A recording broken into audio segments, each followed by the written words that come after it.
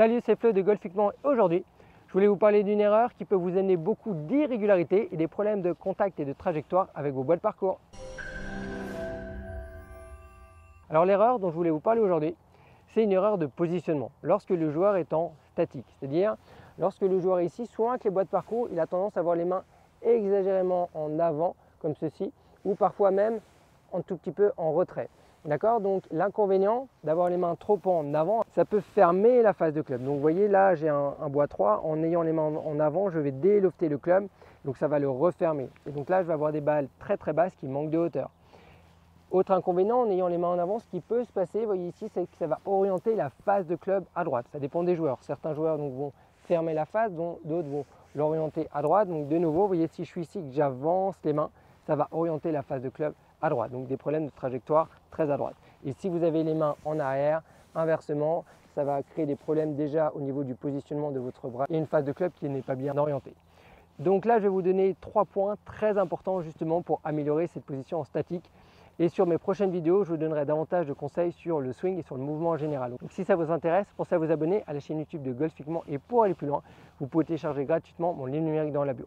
Premier point important, la position de balle. Donc avec un bois de parcours, essayez d'avoir toujours la balle légèrement en avant par rapport au milieu des pieds. Donc légèrement à gauche pour les droitiers et légèrement à droite pour les gauchers.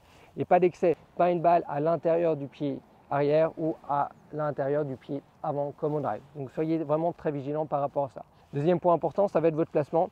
Donc si vous avez justement du mal à placer le club, là ce que je pourrais vous conseiller de faire en fait, c'est de prendre directement le club comme ceci, vous voyez en l'air, avec le repère du grip vers le ciel, une phase de club bien neutre. Alors quand je dis bien neutre, ce n'est pas une phase de club qui regarde le sol ou le ciel, c'est vraiment, vous voyez, une phase de club bien square. Et de cette position-là, en fait, je place ma balle bien au niveau des pieds et en fait, je vais juste venir me placer. D'accord? Donc très simplement, je prends mon club. Ici, je vérifie que ma face soit bien square, mon grip soit bien respecté et je n'ai plus qu'à me placer ici.